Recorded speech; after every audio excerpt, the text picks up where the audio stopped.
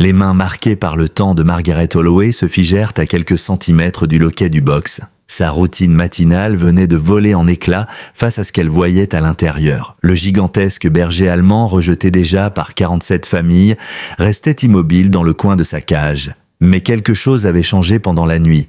Ce n'était plus le désespoir qui brillait dans ses yeux ambrés. C'était autre chose, de la reconnaissance. Le docteur Emily Zhao, la vétérinaire du refuge, laissa tomber son clipboard. Le bruit métallique résonna dans tout l'abri animalier de Pine Valley comme un coup de tonnerre. Elle venait d'être témoin de quelque chose que personne n'avait vu depuis 89 jours. La tête de Thor se redressa avec une précision militaire. Ses oreilles se dressèrent, son corps tremblait, parcouru par une émotion qui rendait l'air lui-même électrique. Le cœur de Margaret battait à tout rompre, cognant contre sa cage thoracique, tandis que des souvenirs enfouis refaisaient surface.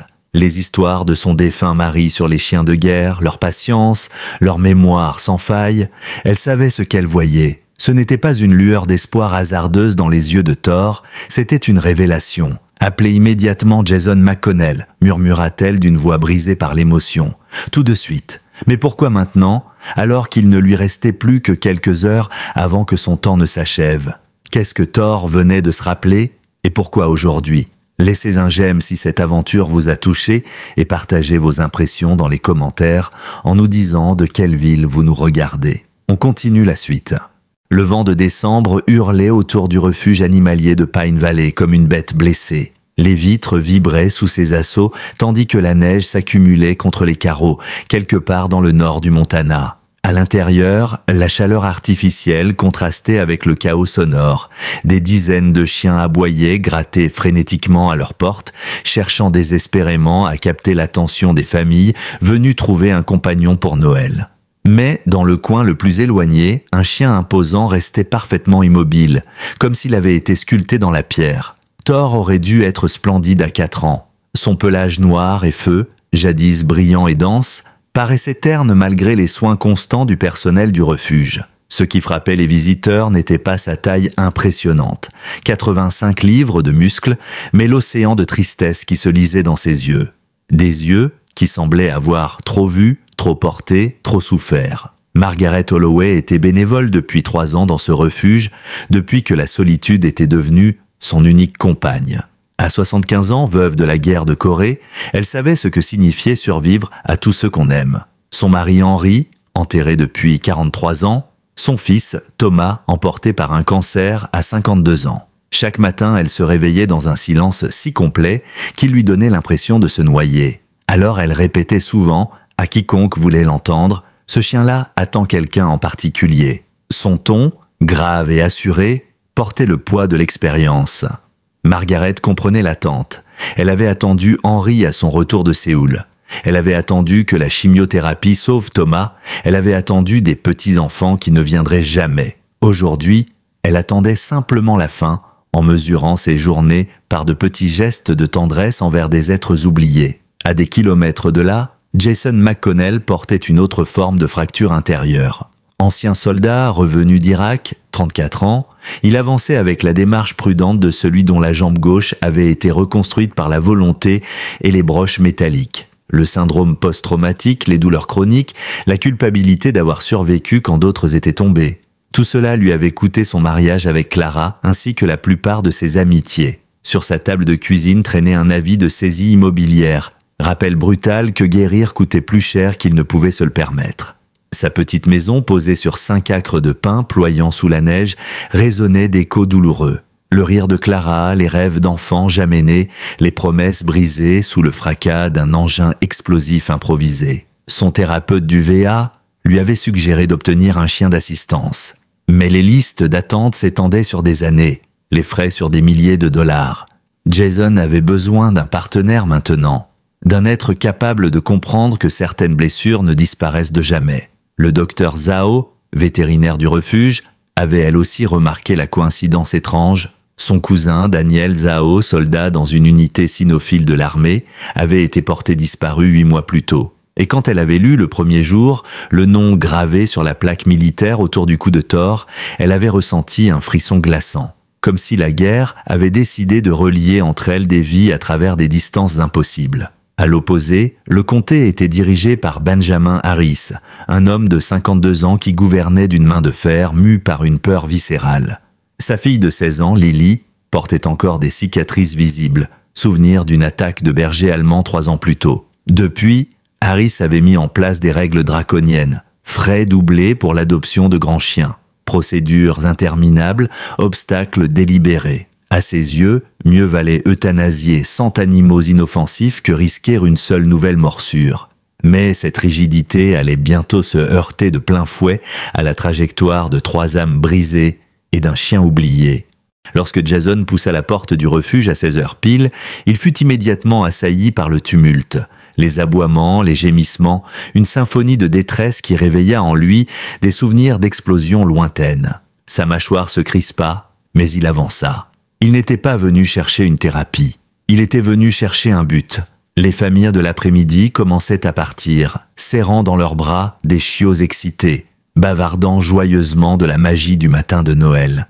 Jason avançait lentement dans le couloir des box, sa démarche plus lourde encore à cause du froid mordant. La plupart des chiens se jetaient sur les grilles, aboyant, remuant la queue, suppliant du regard. Cette faim de reconnaissance lui serrait la poitrine. Il connaissait trop bien ce besoin d'être choisi, d'être vu, d'être aimé malgré les cicatrices. Puis il atteignit le dernier box et s'arrêta net. Le berger allemand massif était assis, posture parfaite, digne d'une parade militaire. Jason sentit son souffle se bloquer. Ce n'était pas un chien de compagnie, c'était un soldat. Ils se jaugèrent ainsi, le vétéran brisé et le chien endeuillé, et quelque chose passa entre eux. Une reconnaissance, une compréhension, un poids partagé, celui du service, du sacrifice, du deuil. Doucement, mon grand, dit Jason d'une voix grave, autoritaire mais apaisée. Ce n'était pas le ton aigu des familles venues chercher un chiot. C'était le ton du respect, d'un ordre donné entre deux guerriers. Les oreilles de Thor se dressèrent. Pour la première fois en 3 mois, il manifesta un véritable intérêt. Lentement, il se leva et s'approcha de la grille, assez près pour que Jason voie l'intelligence qui brûlait dans ses yeux ambrés.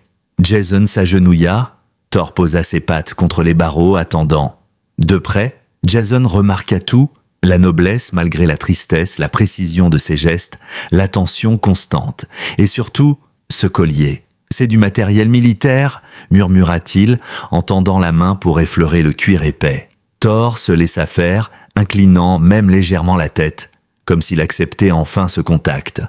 Jason tourna la plaque métallique à la lumière des néons, gravée profondément, comme pour défier le temps et les combats. Ses yeux parcoururent chaque mot, et son souffle se fit court. Sergent Thor, unité K9, numéro 47.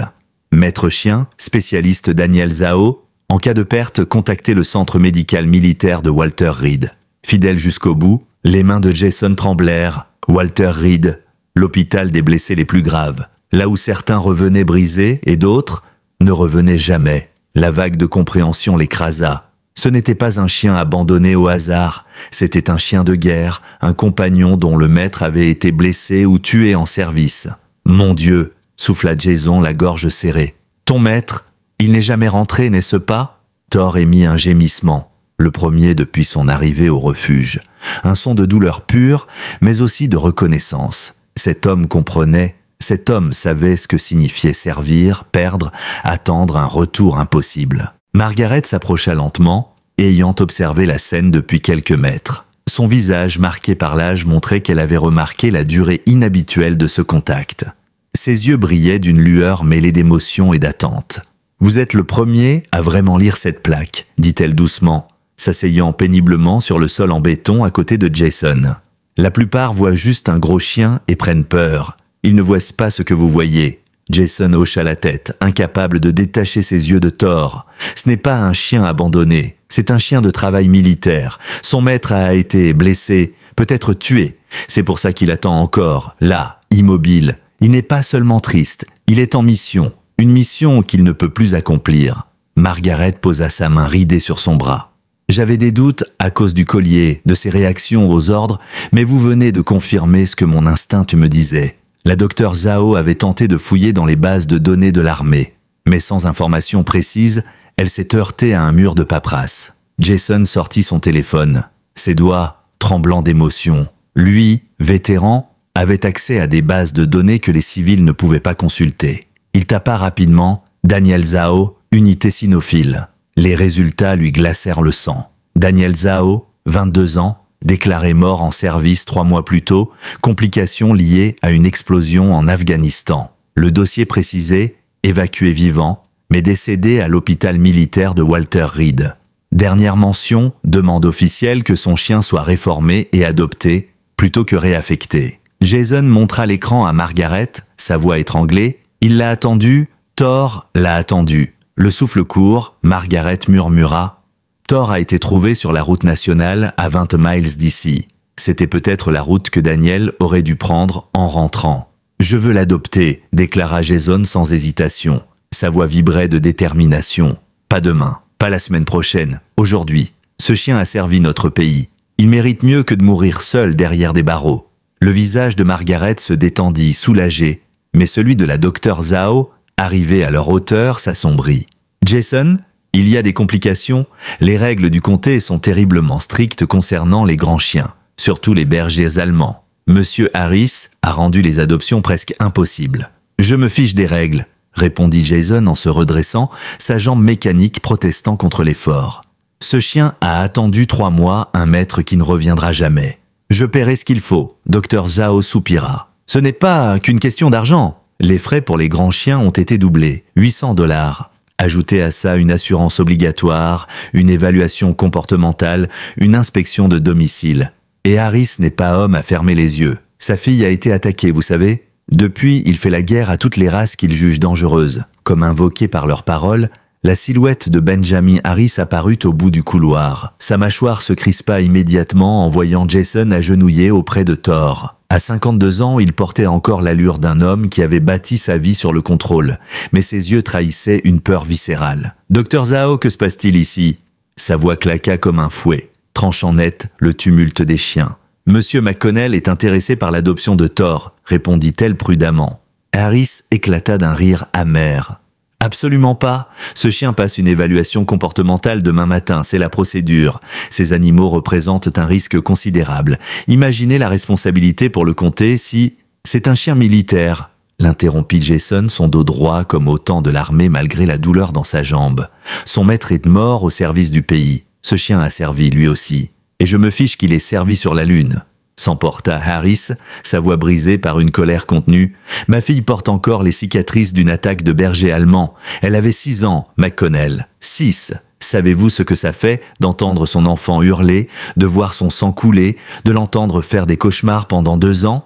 La rage dans sa voix était brute, authentique. Jason sentit sa propre colère s'adoucir, conscient qu'il faisait face non pas à un bureaucrate, mais à un père blessé. « Je suis désolé pour votre fille », dit-il sincèrement. Mais vous ne pouvez pas condamner tous les chiens pour ce que l'un d'eux a fait. Celui-ci n'est pas dangereux. Il est brisé. Vous voulez savoir ce qui est vraiment dangereux? Abandonner nos vétérans, humains ou canins. Thor a risqué sa vie pour des soldats comme moi. Son maître est mort et vous voulez le condamner aussi par peur.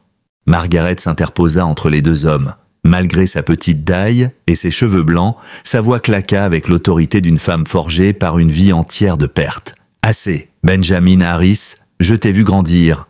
Ton père ne t'a pas élevé pour laisser la peur dicter tes décisions. » Le visage de Harris s'empourpra. « Madame Holloway, avec tout le respect, vous n'avez pas d'enfant. Vous ne pouvez pas comprendre. Ne m'insulte pas, » coupa Margaret, ses yeux lançant des éclairs. « J'ai enterré mon fils à 52 ans. Ne me dis pas que je ne sais rien de protéger ce qu'on aime.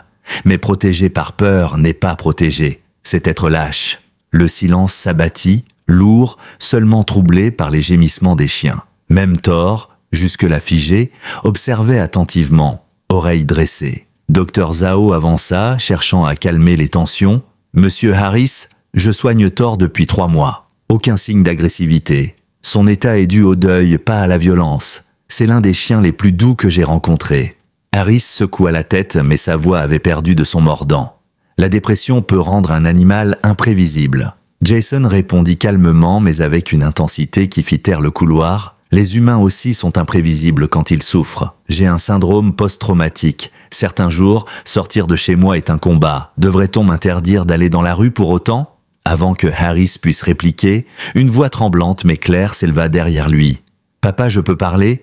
Tous se tournèrent vers la porte du bureau administratif. Lily Harris, 16 ans, se tenait là, son corps frêle trahissant un mélange de peur et de courage. Ses cheveux auburn tombaient sur son visage, masquant partiellement les cicatrices sur sa joue et son bras. Elle s'avança d'un pas décidé. « Papa, ça fait 6 mois que je viens ici après l'école. Je travaille avec les chiens, même avec lui. » Le visage de Harris se décomposa. « Quoi ? Thor n'a jamais blessé personne, » continua Lily, avançant vers le box. Thor, étonnamment doux, s'approcha et pressa son museau contre sa main. Quand la classe de maternelle est venue en sortie, il a été le plus calme de tous avec les enfants. Elle se tourna vers son père, les larmes aux yeux. « Le chien qui m'a attaqué était brisé, papa. Il avait été maltraité. Mais ça ne veut pas dire que tous les chiens sont dangereux, comme moi. J'ai été blessé, mais ça ne veut pas dire que je dois rester brisé pour toujours. » Un silence tendu suivit ces paroles. Margaret murmura « La vérité sort souvent de la bouche des enfants. » Harris fixait sa fille comme s'il la voyait réellement pour la première fois depuis 3 ans. Toute sa peur, tout son besoin de contrôle semblait s'effriter. Finalement, sa voix s'adoucit. « Les frais d'adoption sont de 800 $, plus assurance et inspection, sauf si… » Il hésita, puis ajouta « Sauf si je les annule. Dans ce cas, frais standard, 50 $. Mais je veux un rapport mensuel sur son comportement. » Lily éclata en sanglots de soulagement. Jason hocha la tête, la gorge serrée. « Oui, monsieur, j'assumerai tout. » Dr Zhao partit immédiatement préparer les papiers. Le loquet s'ouvrit dans un clic discret. Thor, soudain, sembla retrouver une énergie disparue depuis des mois. Sa queue esquissa un mouvement hésitant. Jason fixe son regard. « Prêt à rentrer à la maison, soldat ?» Le dehors était noyé sous la neige lorsque Jason et Thor quittèrent le refuge. Le froid mordant du Montana s'engouffrait dans chaque recoin, mais pour la première fois depuis des mois, Jason ne sentait plus seulement la morsure de l'hiver. Il sentait un souffle nouveau. Thor avançait à ses côtés avec une dignité presque solennelle, ses oreilles dressées, son regard alerte. L'air vibrait d'une énergie qu'aucun des bénévoles n'avait vue jusqu'ici, comme si la simple ouverture de cette grille avait réveillé quelque chose d'endormi. Le trajet jusqu'au ranch de Jason se déroula dans un silence chargé. Dans le rétroviseur, il observait le chien, installé à l'arrière du pick-up, assis droit, comme un soldat en patrouille. Chaque virage, chaque arbre enneigé, semblait ranimer sa vigilance. Le paysage, vaste étendue de pins chargés de neige et de champs gelés, ressemblait à une cathédrale blanche, paisible et menaçante à la fois. Quand Jason tourna enfin dans son allée de gravier, Thor inclina la tête comme intrigué. Ses yeux ambrés s'attardaient sur chaque détail. La maison modeste à un étage, la clôture qui entourait la propriété, la fumée timide s'échappant de la cheminée. À l'intérieur, Jason avait fait de son mieux malgré ses moyens limités. Un grand panier avait été placé près de la cheminée en pierre. 2 gamelles neuves, achetées avec ses derniers 20 $, s'y attendaient dans la cuisine. Même quelques jouets, bien qu'il doutât que Thor ait envie de jouer. Mais le chien, fidèle à son entraînement, n'accorda pas d'importance à ses attentions. Il fit le tour complet de la maison, reniflant chaque pièce, chaque coin, chaque sortie. Il cartographiait les lieux, vérifiait la sécurité comme un soldat assurant un périmètre. Quand il eut terminé, il revint vers Jason et s'assit, le dos droit, attendant. Jason, un sourire fatigué sur les lèvres, murmura « Repos, soldat !» Thor relâcha légèrement sa posture, mais resta attentif, comme prêt à recevoir son prochain ordre. La première nuit, Jason eut du mal à trouver le sommeil. La douleur chronique dans sa jambe l'empêchait souvent de s'assoupir. Vers 2 heures du matin, il entendit des pas légers dans le couloir. Thor apparut dans l'ombre, silhouette massive dans l'encadrement de la porte. Il ne bougea pas, attendant l'autorisation. Jason chuchota « Viens, mon grand ». Le chien s'approcha, s'allongea sur le sol, près du lit, assez près pour que la main de Jason puisse se poser sur sa tête. Pour la première fois depuis son retour d'Afghanistan, Jason dormit profondément. Et Thor, lui aussi, sembla trouver la paix. Les semaines suivantes, une routine s'installa. Chaque matin, malgré le froid glacial, Jason et Thor partaient courir dans la forêt enneigée. Ces sorties devinrent leur méditation commune. Le souffle régulier de l'homme, le rythme des pattes frappant la neige, le nuage de vapeur qui s'échappait de leur corps dans l'air glacé. Peu à peu, Jason sentait ses muscles revivre, sa discipline revenir. Les cauchemars qui l'assaillaient chaque nuit reculèrent, remplacés par ce rituel qui donnait un nouveau sens à ses journées. Le soir, Jason découvrait l'étendue de l'entraînement de Thor. Assis, couché, pas bouger. Chaque ordre, donnés en anglais ou en allemand, étaient exécutés avec une précision militaire. Thor répondait comme s'il se trouvait encore en démonstration officielle. Jason n'avait pas besoin d'élever la voix. Sa simple intonation suffisait. Mais les moments les plus bouleversants n'étaient pas ceux des ordres parfaits. C'étaient les gestes imprévus. Un soir, après un cauchemar violent, Jason se réveilla en sursaut. Thor était là, couvert d'une couverture qu'il avait traînée de la cheminée jusqu'au lit. Une autre fois, alors que Jason commençait à sentir une crise d'angoisse monter, le chien vint poser doucement sa tête sur ses genoux, l'obligeant à ralentir sa respiration. Les bergers allemands ont été créés pour anticiper les besoins humains. Thor, lui, semblait renaître en retrouvant une mission. Margaret devint vite une habituée de la maison. Chaque matin, elle arrivait avec un thermos de café et des histoires de son passé. Elle s'asseyait près de la cheminée, ses mains ridées caressant la tête de Thor qui s'installait aussitôt à ses pieds. Le chien avait adopté cette vieille dame avec une fidélité tranquille, comme s'il avait reconnu en elle une âme blessée mais digne de confiance. « Tu sais mon garçon, dit-elle un matin en regardant Thor courir dans la neige, j'ai survécu à mon mari, à mes amis, même à mon fils. Mais voir ce chien, après avoir perdu tout ce qu'il avait, choisir encore d'aimer, ça me donne espoir. » En ville, les réactions furent variées. Certains habitants traversaient la rue en voyant Thor, impressionnés par sa stature et son allure militaire. Mais d'autres, surtout les anciens combattants, s'arrêtaient pour observer avec un respect silencieux. Au magasin de matériel agricole, Pete Wallace, vétéran du Vietnam, déclara en voyant Thor « Ça, c'est un chien de travail, rien ne le perturbe inutilement. Tu as de la chance de l'avoir. » Jason répondit calmement « En réalité, c'est lui qui a de la chance. Personne d'autre n'a vu en lui ce qu'il est vraiment. » Pourtant, tout n'était pas simple. Les problèmes financiers persistaient. La pension d'invalidité de Jason suffisait à peine pour payer les factures. Les frais vétérinaires, l'alimentation de Thor, les imprévus, chaque dépense était un poids. Souvent, le soir, il s'asseyait devant sa calculatrice, hésitant entre acheter les médicaments du chien ou payer l'électricité. Le courrier de saisie sur la table rappelait que la maison ne tiendrait pas longtemps. Mais malgré tout, la transformation était indéniable. Les cauchemars de Jason devinrent rares. Son regard, jadis éteint, retrouvait une flamme. Ses conversations avec Clara, son ex-femme, reprirent timidement. Elle-même, étonnée, lui avoua qu'elle percevait un changement dans sa voix. Thor, lui, renaissait littéralement. Son pelage retrouvait son éclat. Ses yeux, autrefois voilés de tristesse, s'éclairaient de curiosité. Et un matin, alors que la neige commençait à fondre, Jason lança un bâton dans la cour. À sa surprise, Thor bondit pour le rattraper. Pour la première fois depuis des mois, il jouait. Pas pour obéir, pas pour servir, juste pour la joie. 3 semaines après leur rencontre, Jason s'assit près de la cheminée.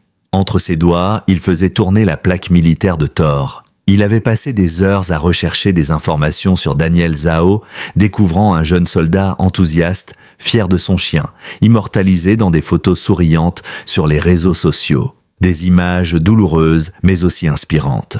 Jason murmura en caressant la tête de Thor. « Tu sais qu'il ne reviendra pas, hein, mais ça ne veut pas dire que ta vie s'arrête. Daniel voudrait que tu continues, que tu trouves une nouvelle mission. » Thor leva les yeux vers lui, et Jason crut y voir quelque chose d'inédit. Non plus l'attente, mais l'acceptation. Quelques jours plus tard, Jason écrivit une lettre qu'il fit publier dans le journal local. Il y racontait l'histoire de Thor, ce chien rejeté par 47 familles, trop grand, trop triste. Il ne savait pas qu'il pleurait la perte de son maître tombé au combat. Ce chien m'a appris que la loyauté ne meurt pas, que l'amour n'a pas de date limite.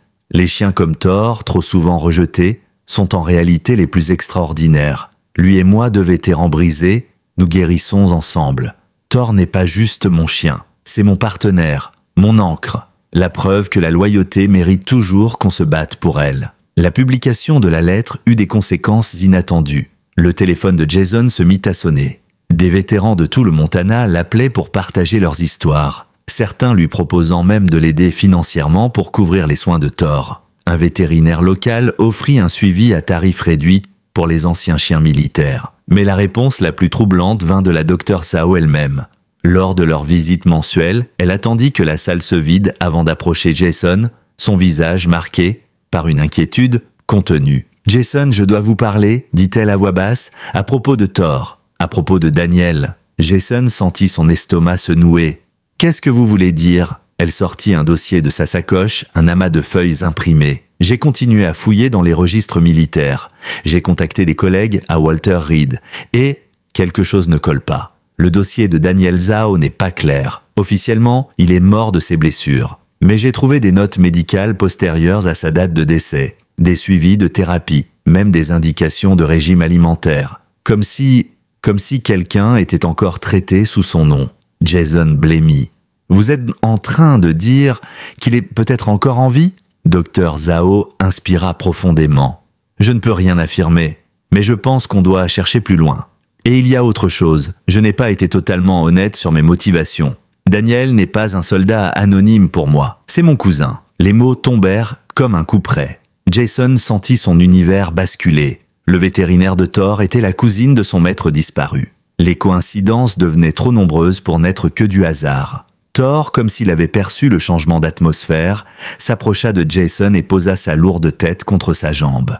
Quelques jours plus tard, au beau milieu de la nuit, le téléphone de Jason sonna, 3 heures du matin. Il décrocha aussitôt. À l'autre bout du fil, une voix de femme haletante. « Monsieur McConnell, ici l'hôpital Mercy. Nous avons Margaret Holloway avec nous. Elle a demandé à vous voir, vous et Thor. Elle a fait un malaise cardiaque. Elle est stable, mais elle insiste pour que vous veniez. » Jason enfila ses bottes à toute vitesse. Thor, déjà debout, tournait nerveusement près de la porte, pressentant le danger. L'hôpital avait accepté de laisser entrer Thor grâce à son enregistrement récent comme chien d'assistance émotionnelle. Quand Jason pénétra dans la chambre, Margaret semblait minuscule dans le grand lit, branchée à des tubes, surveillée par des moniteurs.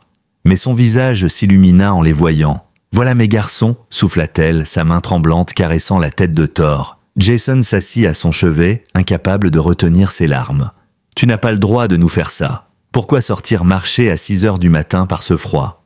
Margaret eut un sourire fatigué mais espiègle. « Je ne dormais pas. Je réfléchissais à Daniel Zhao, à ce que la docteure t'a dit, et je crois que quelque chose m'est revenu. » Elle ferma les yeux quelques instants, rassemblant ses forces. « Je connaissais sa famille, Jason. Avant même la guerre, ils avaient une ferme à 20 miles d'ici. C'est près de là qu'on a trouvé Thor, n'est-ce pas ?» Jason sentit son cœur s'emballer. « Margaret, que veux-tu dire ? Que peut-être, ce garçon n'est pas aussi parti qu'on le croit. Les familles de militaires gardent yeux parfois leurs secrets. Et parfois, les papiers ne disent pas tout. » Avant qu'il puisse répondre, son téléphone vibra de nouveau. Un message de son ex-femme, Clara. « Accident de voiture. Les enfants vont bien, mais je suis à l'hôpital de Billings. Urgent. Peux-tu venir ?» Jason sentit le sol se dérober sous ses pieds. Clara, malgré leur divorce, restait une partie de sa vie. Et elle parlait des enfants qu'il avait appris à aimer comme les siens. Margaret, fragile dans ce lit, Clara blessée à 2 heures de route, Thor, nerveux, ne comprenant pas le chaos, Jason était écartelé entre 2 obligations impossibles. Margaret serra sa main avec une force étonnante. « Va Jason, elle a besoin de toi. Moi j'ai Thor. » Le chien, comme pour confirmer, s'allongea au pied du lit, adoptant une position de garde, les yeux fixés sur la porte. Margaret sourit faiblement. « Tu vois ? Il sait quoi faire. Il a toujours su. » Le trajet jusqu'à Billings fut interminable, la neige tombait drue, les routes étaient dangereuses. Quand Jason arriva enfin à l'hôpital, il trouva Clara consciente mais blessée. Une commotion, 3 côtes cassées, les enfants, eux, s'en étaient sortis grâce à leur ceinture. Clara le regarda avec des larmes. « Je suis désolé de t'avoir appelé, mais tu étais le seul en qui j'avais confiance. » Jason serra sa main. « Tu as bien fait, je serai toujours là. » Leur conversation dans la salle d'attente fut douce, presque apaisée. Pour la première fois depuis des années, ils parlaient en amis. Mais dans un coin de son esprit, Jason ne cessait de penser à Margaret, restée seule avec Thor. Quand il revint enfin à Pine Valley, tard dans la nuit, il trouva l'hôpital en agitation. Alarme, infirmier courant. Son cœur s'arrêta presque. Le cardiologue sortit de la chambre de Margaret, l'air grave. « Elle est stable, mais elle a eu une nouvelle crise. Monsieur McConnell, je préfère être honnête. Un autre épisode pourrait lui être fatal. » Jason entra le souffle court. Margaret reposait, pâle mais éveillée. Thor, toujours fidèle, n'avait pas bougé de sa garde. En voyant Jason, elle sourit. « Tu es revenu ? Comment va Clara ? Elle va s'en sortir. Et toi ? » Comme une vieille horloge, prête à s'arrêter mais toujours têtue. Puis d'une voix plus ferme, « Il y a des choses que tu dois savoir. À propos de Daniel, à propos de Thor. » La tempête dehors redoublait, secouant les vitres. Margaret reprit. « Daniel n'est pas mort en Afghanistan. Il a été gravement blessé, au cerveau. Sa famille a choisi de le ramener chez eux, sur leur ferme. Mais Thor ne comprenait pas. Il essayait de réveiller un maître qui ne le reconnaissait plus. Alors les Zhao ont pris la décision la plus cruelle et la plus aimante à la fois. Ils ont laissé Thor au bord de la route, pour qu'il trouve une nouvelle vie. Mais lui a cru qu'il l'abandonnait. Il a attendu, encore et encore. Jason sentit son monde s'écrouler. Tout ce qu'il avait cru savoir n'était qu'une moitié de vérité. Thor n'avait pas été rejeté. On l'avait sacrifié par amour. À cet instant, son téléphone vibra encore, un numéro inconnu. Il décrocha. Une voix d'homme, âgée, tremblante, résonna dans la chambre. « Monsieur McConnell, je m'appelle Robert Zhao. Je crois que vous avez le chien de mon fils. » Le silence qui suivit fut assourdissant.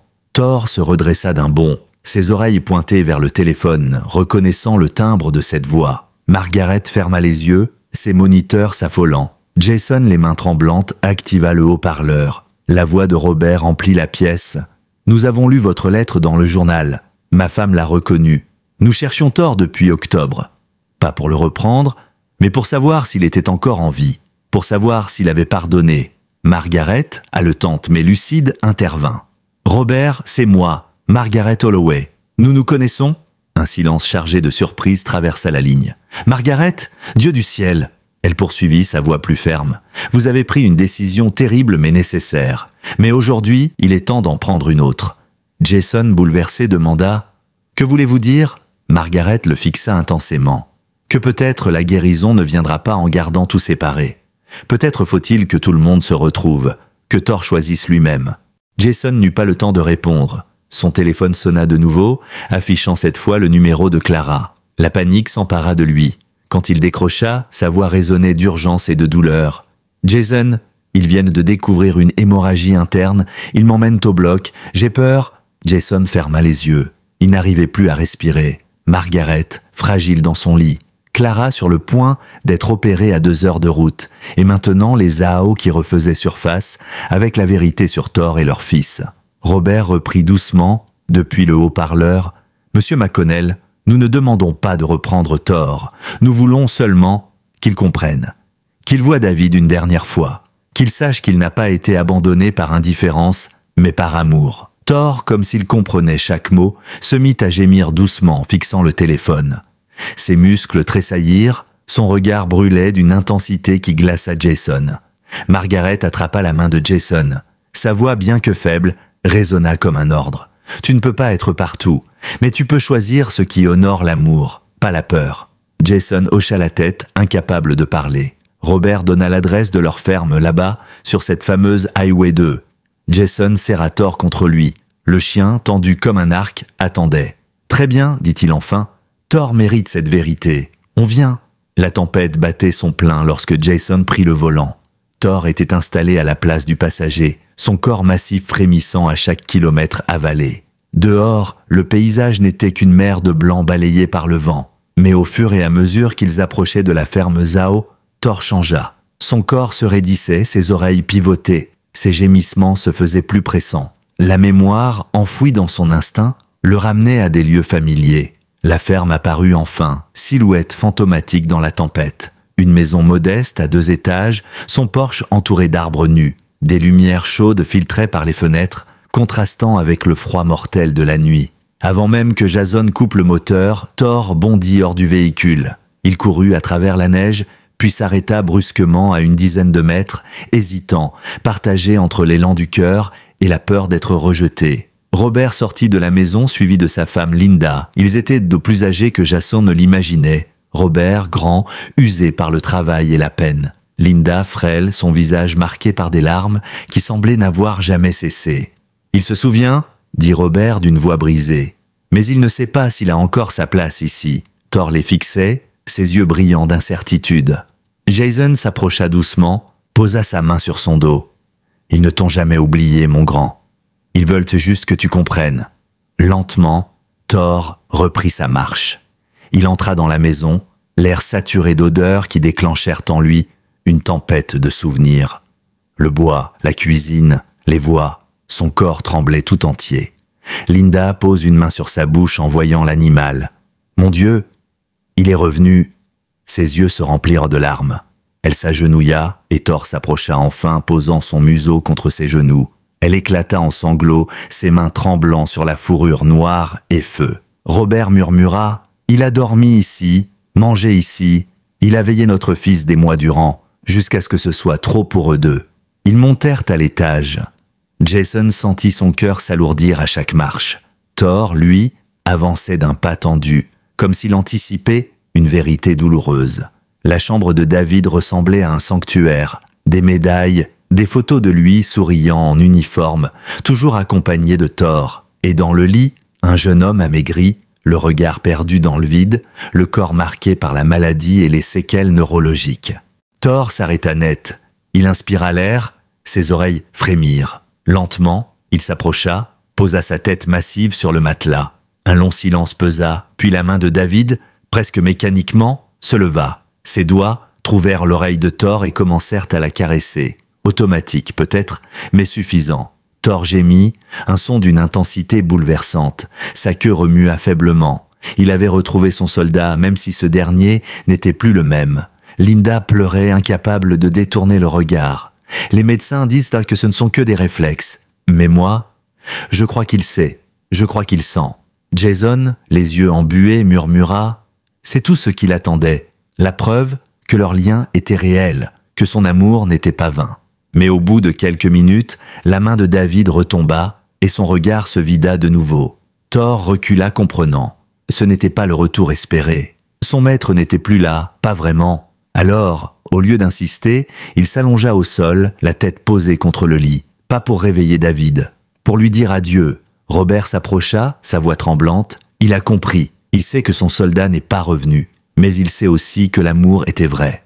Thor leva les yeux vers Jason puis fit quelque chose d'inattendu. Il sortit de son collier la plaque militaire, la posa sur le lit, près de David. Comme un dernier hommage, Jason comprit immédiatement. Il lui laisse son passé. Il choisit d'avancer. Linda hocha la tête, les larmes coulant. Alors c'est décidé. Il t'a choisi. Avant qu'il ne reparte, elle sortit une enveloppe d'un tiroir. David a écrit ça avant son dernier départ. Il voulait que celui qui prendrait soin de Thor la reçoive. Jason l'ouvrit. L'écriture soignée de Daniel remplissait la page. Si tu lis ceci, c'est que je n'ai pas pu revenir comme prévu. Thor n'est pas juste un chien. C'est le meilleur partenaire que j'ai eu. Il a besoin d'un humain qui connaît la valeur de la loyauté. Prends soin de lui, dis-lui qu'il est un bon chien chaque jour. Il ne s'en lassera jamais. Merci de lui donner la vie que je n'ai pas pu lui offrir. Jason baissa la lettre, incapable de retenir ses larmes. Thor, à côté de lui, posa sa tête contre son bras, comme pour sceller son choix. Robert souffla. « Alors c'est toi qui l'as choisi. » Le trajet du retour se fit dans un silence lourd mais différent. Ce n'était plus le silence de l'incertitude, ni celui du deuil, mais celui d'une résolution. Thor, assis droit sur le siège passager, ne tremblait plus. Son regard n'était plus perdu dans l'attente. Il avait dit adieu. Il avait laissé son passé derrière lui, aux côtés de celui qu'il avait tant aimé. Désormais, il avançait. Jason le regardait discrètement, bouleversé. Ce n'était plus le chien brisé qu'il avait découvert dans une cage glaciale. C'était un survivant, comme lui. En arrivant à Pine Valley, Jason conduisit directement à l'hôpital pour retrouver Margaret.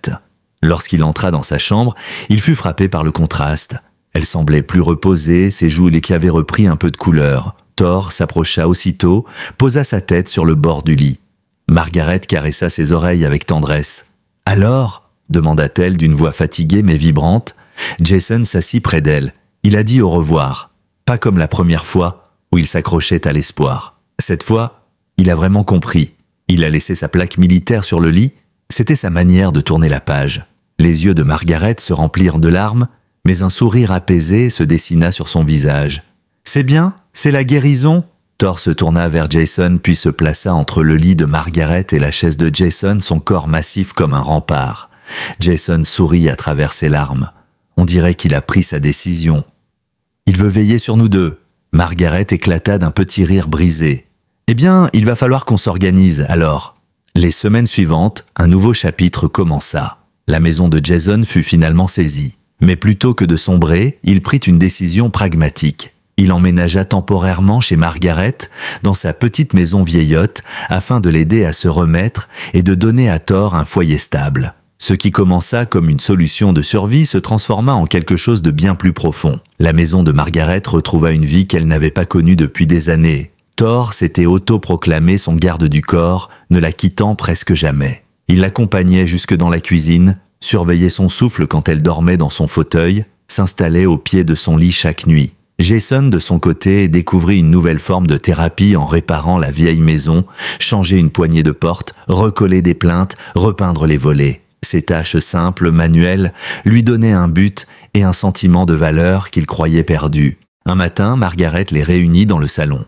Elle tenait une enveloppe qu'elle avait récupérée de son coffre à la banque. À l'intérieur, il y avait des papiers, des comptes, mais surtout une lettre rédigée de sa main. À ma famille choisie. Jason la lut à voix haute, la voix tremblante. J'ai connu la pauvreté et j'ai connu un peu d'aisance. J'ai appris que l'argent n'achète pas l'amour, mais qu'il peut le protéger. Jason, tu m'as redonné une raison de me lever le matin. Thor m'a rappelé ce qu'est la loyauté pure. Cette maison, mes économies, tout cela est à vous deux pour que vous puissiez continuer à bâtir ce que nous avons commencé ensemble. Jason leva les yeux, bouleversé. Margaret lui souriait doucement. Vous êtes ma famille, que vous le vouliez ou non. Thor, comme s'il avait compris, posa sa patte sur les genoux de Margaret. Pendant ce temps, Clara se rétablissait à Billings. Lorsqu'elle put enfin voyager, elle vint remercier Jason en personne.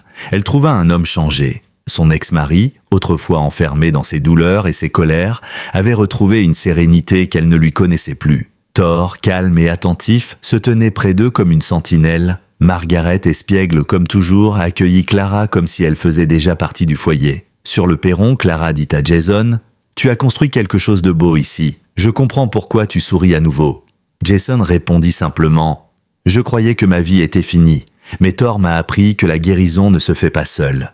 Et Margaret m'a rappelé que la famille, ça peut se choisir. » Leur relation prit une tournure nouvelle. Pas une réconciliation amoureuse, mais une amitié solide, respectueuse, tournée vers l'avenir. Clara revint régulièrement, parfois avec ses nièces et neveux.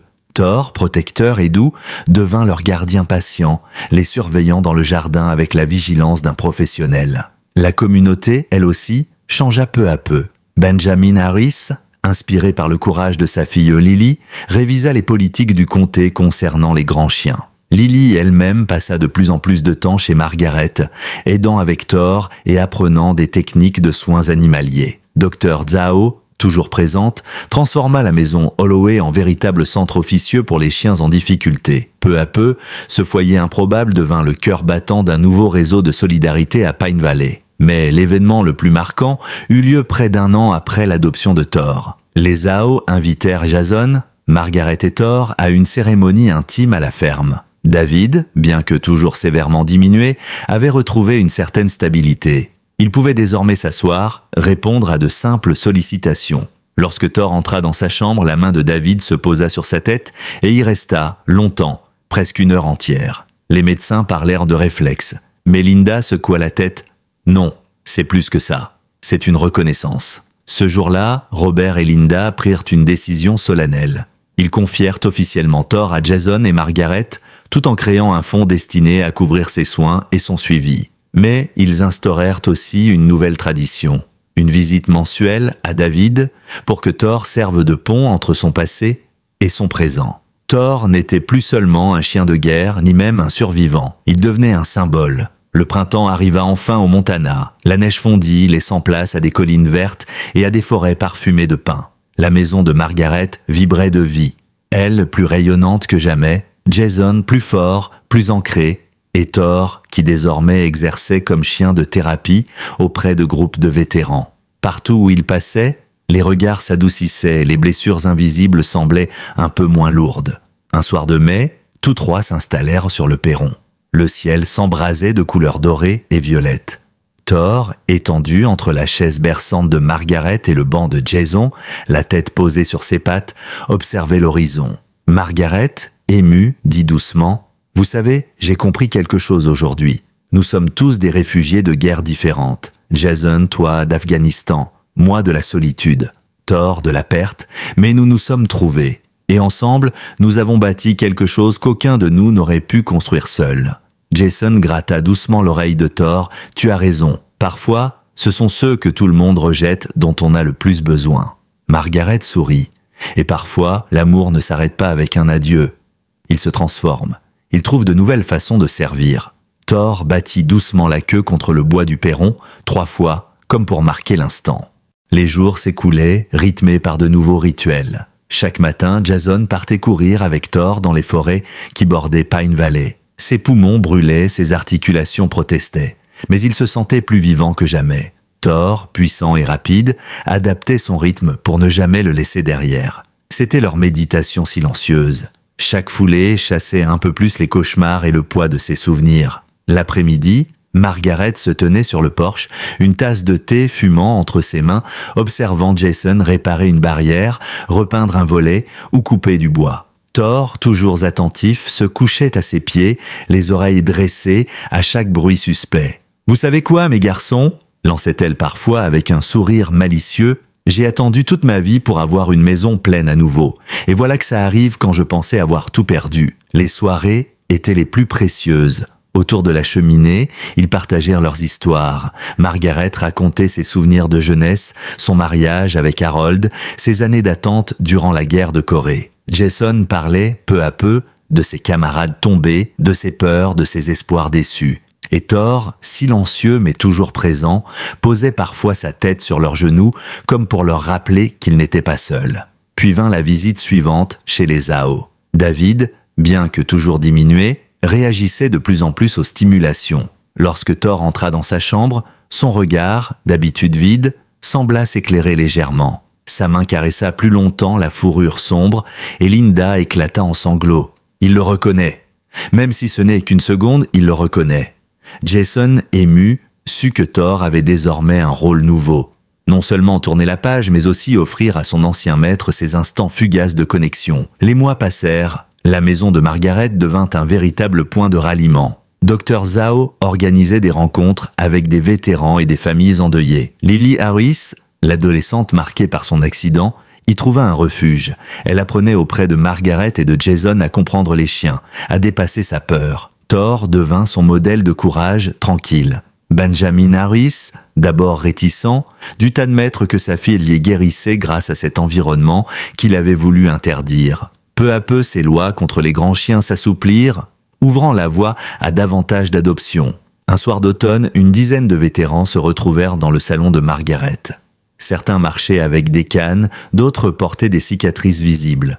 Tous avaient les mêmes ombres dans le regard. Jason les accueillit avec chaleur et Thor se déplaçait parmi eux avec une délicatesse qui défiait sa carrure. Il posait sa tête sur les genoux d'un homme, s'allongeait près d'une femme en fauteuil roulant, observait chacun avec une attention qui dépassait les mots. Beaucoup pleurèrent en silence, surpris de sentir leur douleur comprise sans avoir besoin de l'expliquer. À la fin de la soirée, l'un d'eux, un vétéran du Vietnam nommé Peter, prit la parole. « Je n'avais pas parlé de mes cauchemars depuis 30 ans. Mais ce chien m'a rappelé qu'on pouvait être compris sans dire un mot. Merci Jason, merci Margaret. » Les larmes de Margaret brillèrent sous la lumière tamisée. C'est Thor qu'il faut remercier. Il nous a rassemblés. L'hiver suivant apporta son lot d'épreuves. La santé de Margaret restait fragile malgré ses progrès. Elle refusait cependant de se laisser abattre. « Tant que j'ai mes garçons, je tiendrai bon », répétait-elle. Jason, inquiet, redoublait d'attention. Thor, lui, devenait presque obsédé par la protection de la vieille dame. Chaque fois qu'elle montait un escalier, il se postait derrière elle, prêt à la rattraper. Chaque fois qu'elle s'asseyait, il posait son museau sur son genou, comme pour vérifier qu'elle respirait toujours. La veille de Noël, la maison débordait de chaleur. Clara avait amené ses nièces et neveux qui couraient partout en riant. Lily était venue avec un gâteau préparé elle-même.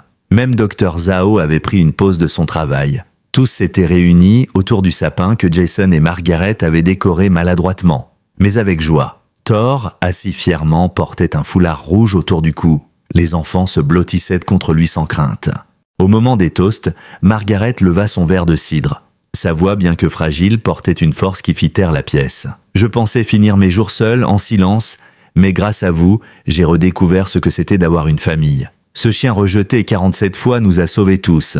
Alors ce soir, je ne souhaite qu'une chose, que nous n'oublions jamais que l'amour se trouve souvent là où on ne l'attend pas. » Les larmes brillèrent dans chaque regard.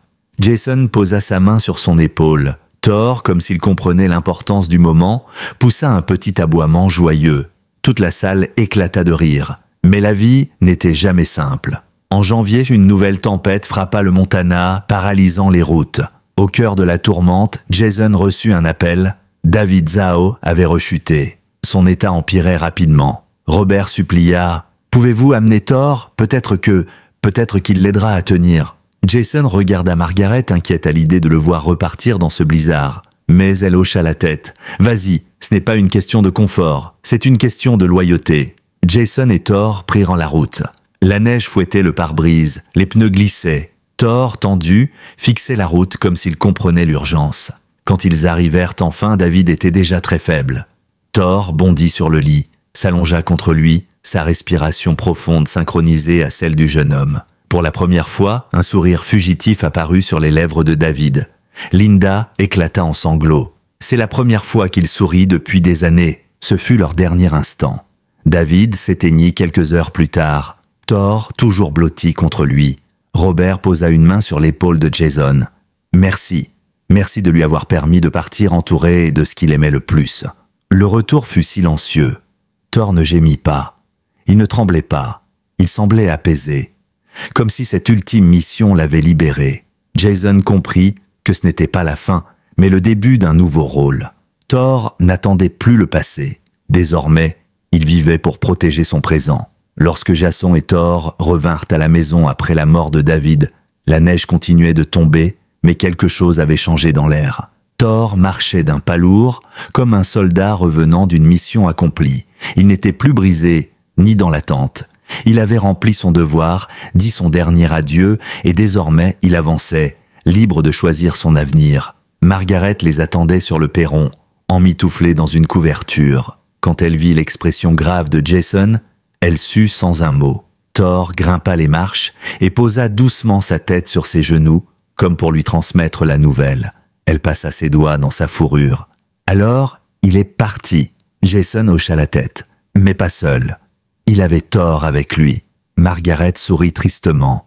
C'est la plus belle chose qu'il pouvait espérer. Les semaines suivantes furent étrangement paisibles. Thor s'adaptait à cette nouvelle étape de sa vie. Il se montrait plus joueur, acceptant enfin de courir après une balle, chose qu'il refusait auparavant. Jason, de son côté, découvrit qu'il pouvait respirer sans le poids constant de la culpabilité. Margaret, malgré sa santé fragile, semblait rajeunir, nourrie par l'énergie qui circulait dans la maison. La communauté, elle aussi, changeait. Les visites de vétérans devenaient régulières. Le salon de Margaret se transformait en cercle de parole, avec Thor comme centre gravitationnel. Les hommes et les femmes qui avaient traversé l'enfer des champs de bataille trouvaient dans ses yeux ambrés une compréhension silencieuse. Jason prit peu à peu un rôle de guide, non pas en tant que thérapeute, mais en tant que frère d'armes. Un après-midi, Benjamin Harris franchit le seuil de la maison avec sa fille Lily. L'homme, autrefois rigide et autoritaire, semblait plus humble. « Monsieur McConnell, Madame Holloway, je voulais vous dire que j'ai levé les restrictions sur les adoptions de grands chiens. Ma fille m'a ouvert les yeux, et Thor aussi. » Lily s'approcha de l'animal. Ses cicatrices étaient encore visibles, mais son regard n'était plus effrayé. Elle caressa doucement son museau. « Il m'a appris que la peur n'est pas une fin. On peut guérir. » Jason sentit sa gorge se nouer. « Merci Lily, tu es plus courageuse que beaucoup d'adultes. » Benjamin hocha la tête, ému. « Je ne sais pas encore comment rattraper mes erreurs, mais je veux aider. Si vous organisez un programme autour de ces chiens, je veux y participer. » Margaret éclata de rire. « Eh bien, il était temps ?» Thor devint alors plus qu'un chien. Il devint le visage d'un mouvement. Avec l'aide de Dr Zhao, de Jason, de Margaret et même du shérif Harris, ils mirent en place un réseau d'adoption et de formation pour chiens en difficulté. Leurs histoires commencèrent à se répandre dans tout l'État. Des familles, des vétérans, des enfants blessés vinrent à Pine Valley pour rencontrer ce berger allemand qui avait survécu à tout. 1 an après la mort de David, les Zhao organisèrent une cérémonie intime à la ferme. Ils invitèrent Jason, Margaret et Thor. Ce n'était pas un enterrement, mais une célébration. Sur une petite colline, sous un chêne centenaire, ils installèrent une plaque en mémoire de leur fils. On pouvait y lire « Caporal Daniel Zhao, fils, frère, soldat, fidèle jusqu'au bout. » Thor, silencieux, s'assit devant la pierre et resta immobile de longues minutes. Puis, Il posa sa patte sur le sol comme un salut. Linda se tourna vers Jason, les yeux embués. « Il est vraiment à vous maintenant, mais il sera toujours une partie de nous. » Jason hocha la tête. « Et vous serez toujours une partie de lui. Je vous le promets, il ne manquera jamais d'amour. » De retour à Pine Valley, Jason réalisa à quel point sa vie avait changé. Son téléphone ne sonnait plus pour lui rappeler des factures impayées ou des rendez-vous médicaux. Il sonnait désormais pour des invitations, des projets, des mains tendues. Clara passait régulièrement, non pas par obligation, mais par choix. Les enfants riaient dans le jardin sous la surveillance bienveillante de Thor. Margaret, malgré ses fragilités, reprenait goût à la vie. Elle disait souvent « Je pensais avoir survécu à tout, mais en fait, j'attendais juste d'avoir une nouvelle mission. Et vous m'avez offert ça. » Le soir, quand le ciel s'embrasait de rose et d'orange au-dessus des montagnes, Jason s'asseyait sur le perron. Thor à ses pieds, Margaret à ses côtés, il laissait la paix l'envahir. Et il se répétait la même phrase, comme un mantra. « Ce chien m'a sauvé la vie autant que je l'ai sauvé. » Un jour de printemps, alors qu'il rentrait d'une mission de rénovation chez un vétéran handicapé, Jason trouva Margaret assise dans son fauteuil préféré, un sourire paisible sur le visage. Elle dormait. Thor, allongé à ses pieds, levait la tête de temps en temps pour vérifier sa respiration. Jason s'approcha doucement et comprit qu'elle était partie. Son cœur s'arrêta un instant, puis il s'agenouilla, prit sa main encore tiède et murmura « Merci Margaret, merci de nous avoir réunis. » Thor gémit doucement, posa son museau sur la main de la vieille femme et resta immobile. Jason laissa ses larmes couler, mais au fond de lui, il savait. Elle n'était pas partie seule. Elle s'en allait comblée, ayant trouvé une famille quand elle pensait que tout était fini. Les funérailles furent sobres, mais émouvantes. La petite église de Pine Valley était pleine à craquer. Vétérans, voisins, enfants, tous venus rendre hommage à cette femme qui avait transformé un simple acte de bénévolat en miracle collectif. Thor, silencieux, se tenait à côté du cercueil, comme un soldat rendant les honneurs. Quand le pasteur prononça les derniers deux mots, le chien poussa un léger aboiement, presque un chant. Et toute l'assemblée sut que c'était sa manière de dire adieu. Après la cérémonie, Jason prit la parole. Sa voix tremblait, mais chaque mot porté, Margaret m'a appris que la famille, ce n'est pas le sang, c'est le choix. Elle a choisi de nous aimer, Thor et moi, quand personne d'autre ne le faisait. Et grâce à elle, nous avons trouvé notre chemin. Thor posa sa tête contre sa jambe, comme pour lui donner de la force. Et Jason comprit qu'ils allaient continuer. Pour Margaret, pour David, pour tous ceux qui avaient cru qu'il était trop tard. Après la disparition de Margaret, la maison sembla d'abord bien vide. Son rire, ses remarques pleines de malice, sa sagesse, tout cela manquait cruellement. Jason errait dans les pièces silencieuses, croyant parfois l'entendre l'appeler depuis la cuisine ou le jardin. Mais Thor, fidèle, veillait. Le berger allemand s'installait toujours à côté de lui, le poussant doucement de son museau quand le poids de la tristesse devenait trop lourd. Ce chien refusait que Jason s'enfonce dans la solitude. Un matin, Jason trouva une enveloppe posée sur la table du salon. Margaret l'avait laissée à son notaire avec instruction de la remettre après ses obsèques. Ses mains tremblaient en l'ouvrant. La lettre commençait par « À mes garçons ». Elle écrivait « Si vous lisez ceci, c'est que je suis parti. Mais ne soyez pas triste trop longtemps. J'ai eu une seconde vie grâce à vous. Jason, tu m'as rappelé que la force ne se mesure pas aux muscles, mais à la capacité de se relever après chaque chute. Thor, tu m'as montré que la loyauté ne meurt jamais. Vous deux, ensemble, vous êtes invincibles. Continuez ce que nous avons commencé. Faites de cette maison un refuge pour les âmes perdues, humaines ou animales. C'est ma dernière volonté. » Jason pleura longtemps, mais ce fut un chagrin différent. Ce n'était pas la douleur d'une perte injuste. C'était la gratitude d'avoir partagé quelque chose de rare et de précieux. Il regarda Thor qui le fixait de ses yeux ambrés et dit doucement « Alors on continue, soldat, pour elle. » Et ils continuèrent. Avec l'aide de Dr Zhao, de Lily et même de Clara, la maison devint un véritable centre d'accueil. Des chiens traumatisés y trouvaient une seconde chance. Des vétérans y trouvaient une oreille attentive et un compagnon silencieux pour traverser leur nuit sombre. Thor, désormais reconnu officiellement comme chien de thérapie, était le cœur de ce lieu. Sa simple présence suffisait à apaiser. La communauté se transforma. Pine Valley, autrefois marquée par la méfiance envers les grands chiens, devint un exemple dans tout le Montana. Les politiques de Benjamin Harris changèrent radicalement et il s'impliqua dans la défense des animaux et le soutien aux vétérans. Lily, devenue une jeune adulte, parla souvent dans les écoles pour sensibiliser à la résilience et au courage. Jason, lui, trouva enfin un équilibre. Son passé ne le hantait plus de la même manière. Ses cicatrices restaient, mais elles étaient devenues des marques de survie, pas de honte. Chaque fois qu'il voyait un vétéran sourire pour la première fois depuis des années en caressant Thor, il sentait que son propre combat avait un sens.